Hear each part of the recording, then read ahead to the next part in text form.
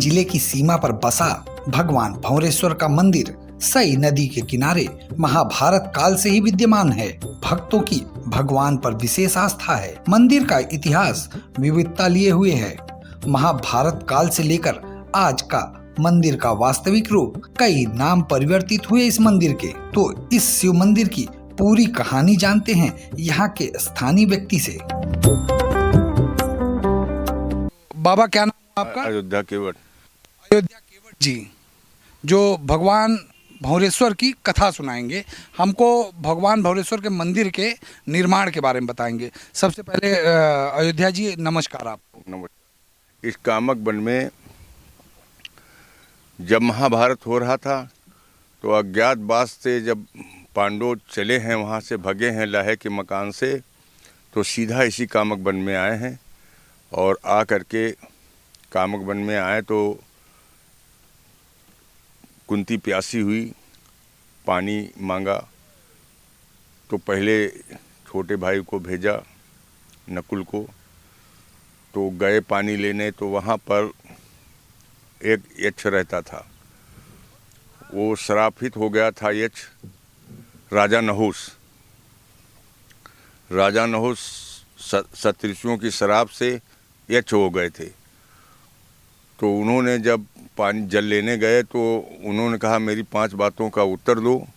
तो जब उत्तर देने की कोशिश की, नहीं दे पाए, तो उन्होंने उनको बिस्ते बेहोश कर दिया, फुफकार मार के। इसी तरह करके 4 भाइयों को बेहोश किया, अर्जुन, नकुल, सहदेव, अर्जुन, भीम को। तब धर्मराज जी स्वयं गए तो उन्होंने कहा कि मेरे भाइयों को आप वापस करो, जिंदा करो। तो उन्होंने कहा मेरी 5 बातों को उत्तर दो। 5 नहीं 10 बातें थी, मगर मुझे कुछ पता नहीं है कौन कौन बात थी। फिर उन्होंने उत्तर दिया सब धर्मराज जी ने, तो उनके भाइयों को उन्होंने जिलाया। तब फिर उन्होंने यक्ष से मानो हो गए। ये जब राजा नहुस इनको श्राप दिया था, राजा नहुस को जब श्राप हुआ था कि सप्तऋषि उनका डोला लेके चलते थे, उनका डोला लेके, तो एक दिन कहा कि उनको याद आ गया, इंद्रासन उन्होंने जीत लिया था राजा नहुस ने, तो उनको याद आ गया छत्रानियों को। तो कहा कि जल्दी ले चलो, क्या सरफर चलते हो। तो राजा नहुस ने कहा कि जाओ, और सप्तऋषियों ने कहा जाओ आप सर्प हो जाओ। तब वो सर्प हुए थे।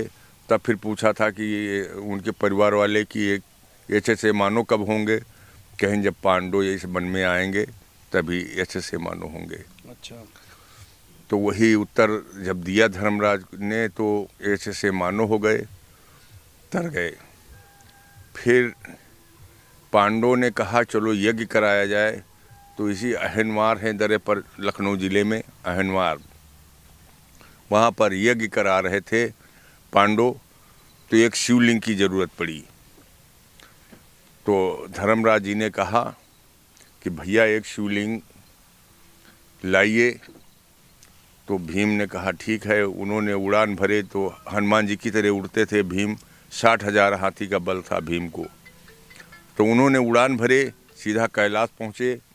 कैलाश पर से एक मूर्ति जब देखा कि ये मूर्ति शिवलिंग की पड़ी हुई है, तो उसको जब उठाने लगे तो उससे आवाज़ आई कि आप कहीं रख दोगे तो दोबारा नहीं उठा पाओगे। तो उन्होंने उठा करके ले के चलने लगे। और जब आए इसी जगह यहाँ पर पहुँचे आके, तो यहाँ पर राक्षसों का दबाव था। तो एक बुढ़िया रो रहे थे। तो भीम ने पूछा क्यों रोती हो माँ? कहीं क्या बताऊं, पति मेरा पहले मर गया, अब एक मेरे घर में लड़का है, आज मेरे घर का ही नंबर है, आज राक्षस मेरे लड़के को पकड़ ले जाएगा, खा डालेगा।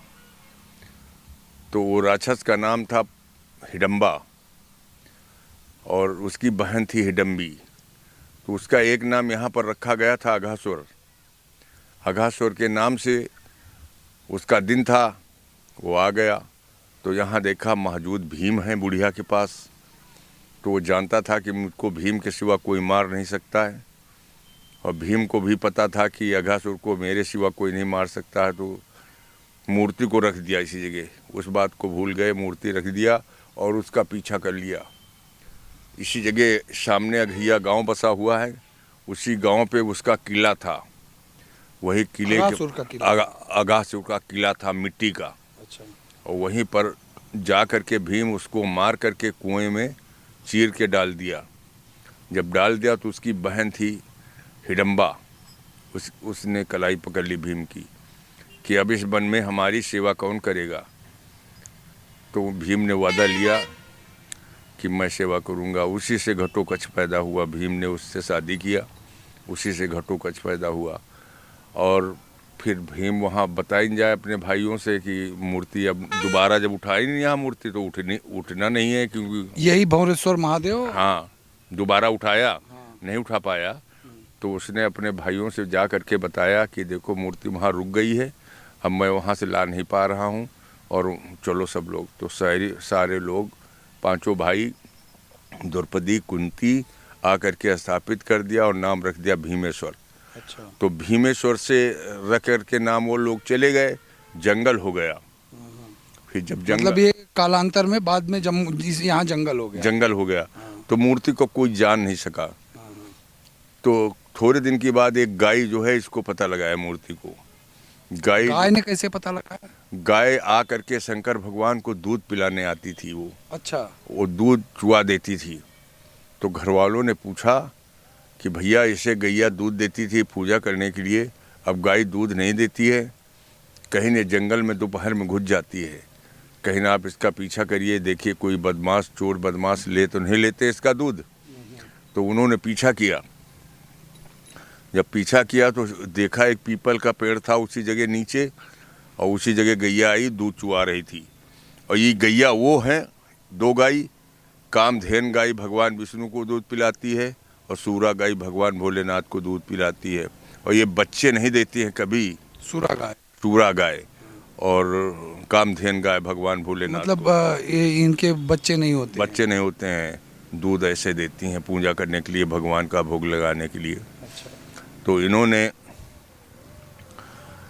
तो चरवाहों ने इस मूर्ति को, जहाँ दूध चुआया था गैया, जब चली गई तो चरवाहों ने उस जगह सफा किया, पाती वाती हटाया, तो यही खपरी टाइप में निकली शिवलिंग। अच्छा। तो चरवाहों ये तो जानते नहीं थे कि भीमेश्वर का नाम, भीम का नाम नहीं जाना। उस चरवाहों ने स्वयं नाम रख दिया सिद्धेश्वर महादेव। सिद्धेश्वर महादेव के नाम से दर्शन चालू हो गया। तो भगवान भंवरेश्वर के पहले, सबसे पहले भीमेश्वर था। हाँ। फिर सिद्धेश्वर नाम आया। अच्छा। सिद्धेश्वर नाम उस चरवाहों ने रखा, और उसी सिद्धेश्वर के नाम से दर्शन चालू रहा, चलता रहा, प्रसिद्ध हो गई। उसी समय मुगल बादशाहों की राज थी। औरंगजेब सिद्धेश्वर के नाम से इधर चढ़ाई कर दिया। अच्छा। और जब चढ़ाई करके यहाँ पर आया तो उसने खुदाना शुरू कर दिया इस मूर्ति को। तो जब मूर्ति को खोद रहा था तो कोई अंत ना पाया। जब अंत नहीं पाया तो उसके पास हाथी थे, तो हाथी के झुंडों से ऐंचा रहा था मूर्ति को। फिर मूर्ति को उठा नहीं पाया, ऐंच नहीं पाया, मतलब बाहर नहीं निकाल पाया, यहाँ नहीं निकाल पाया। तो उसने तोड़ने का आदेश दिया। तो एक ही घन मारा गया तो उससे काली खून की धार निकली। उसी काले खून से काले भंवरे तैयार हुए, और काले भंवरे तैयार हुए। जब सेना को काटना शुरू कर दिया तो सेना भगदड़ मचा दिया। सेना हार मान गई। तो उसने नतमस्तक करने लगा, जो मालिक था सेना का, उसने नतमस्तक करने लगा और कहने लगा कि मेरी सेना को माफ़ कर दो, मैं तुम्हारे नाम का मंदिर बनवा देंगे और नाम रख देंगे श्री भंवरेश्वर। तो उसकी राज थी औरंगजेब की। तुरंत उसने बावरी मस्जिद की तरह गोल मंदिर बनाया। अच्छा। गोल मंदिर बना करके, बावरी मस्जिद डबल मंदिर में थी, डबल कुब्बज में, और ये सिंगल कुब्बज में। अच्छा। बना करके और नाम रख करके चला गया श्री भंवरेश्वर महादेव। श्री भंवरेश्वर बाबा के नाम से उसने नाम रखी गया और मंदिर बना के चला गया। फिर उस मंदिर को बहुत दिन तक रहा। फिर थोड़े दिन के बाद यहाँ पे एक राजा हुए थे, सर राजा रामपाल कोरी सुदौली। अच्छा। सर राजा रामपाल बहुत प्रसिद्ध थे। हाँ, वो सर की उपाधि मिली। हाँ, सर की उपाधि उनको मिली थी, इसलिए कि एक रानी के राजा थे और मंत्री और नाव अपना टोपी कुर्ता धोती में थे और सब राजाओं से लंबे थे। भारत के पूरे राजा अजाव वाहन थे, गांठियों के नीचे हाथ थे उनके। अच्छा। इसलिए उनको सर की पदवी मिली थी। तो इनको पूरा भारत अंग्रेज़ों ने जब जाने लगे तो उनको बिठा दिया तख्त पर। तो तख्त पर बैठे रहे सर राजा रामपाल। उसी समय तख्त पर बैठे रहे, तख्त पर पूरा भारत की जिम्मेदारी दी गई। सब उन्होंने अपनी तरफ से सौंपा। सब अंग्रेज़ जब जाने लगे तो सब सौंप गए इनको। इन्होंने अपनी तरफ से सब राजाओं को बांटा, पूरे भारत के राजाओं को इन्होंने बांट दी कि तुम इतने में तुम राज करो, इतने में तुम राज करो, ऐसे करके चले गए। उसके बाद तो आज़ादी आ गई थी। आज़ादी आ गई, फिर आज़ादी आ गई, जिम्मेदारी प्रथा खत्म हुई, सब खत्म हुई। अब इस मंदिर का पुनः निर्माण कब हुआ? पुनः निर्माण हुआ है 1999 में। अच्छा, किसने बनवाया? सर राजा रामपाल कोरी सुदौली, गणेश कुंवारी साहिबा सर राजा रामपाल कोरी सुदौली, उन्होंने इस मंदिर का जीर्णोद्धार कराया। अच्छा। और तब से नाम भंवरेश्वर के नाम से प्रसिद्ध है।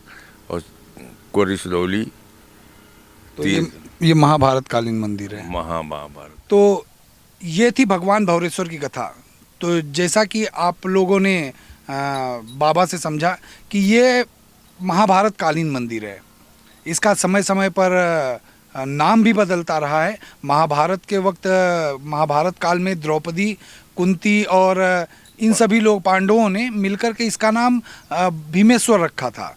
फिर कुछ समय पश्चात यहाँ वन हो गया। वन होने के बाद में जब इसे पुनः खोजा गया तो ग्वालों ने इसे खोजकर इसका नाम रखा भगवान सिद्धेश्वर। गाय ने, हाँ, गाय सिद्धेश्वर गाय चूँकि यहाँ आके दूध देती थी, इस वजह से इसका नाम पड़ा सिद्धेश्वर। फिर पुनः इसका औरंगजेब के द्वारा पुनः चढ़ाई करने के बाद इस मंदिर का पुनः जीर्णोद्धार हुआ, तब इसका नाम पड़ा भगवान भंवरेश्वर। तो इसी तरीके से इसका नाम बदलते हुए आज भंवरेश्वर है। लखनऊ से और उत्तर प्रदेश के कोने कोने से कई जगहों से लोग यहाँ दर्शन के लिए आते हैं। बड़ा ही सुंदर रमणीय स्थल है और अगर आप भी आना चाहें तो आ सकते हैं। ये स्थान बहुत ही सुंदर है, सई नदी के किनारे बसा हुआ है। तो आप लोग इसी तरीके से यहाँ आते रहें। तो बने रहें हमारे साथ और देखते रहें TV 24 नेटवर्क। मैं आनंद ओझा, कैमरा पर्सन राकेश के साथ।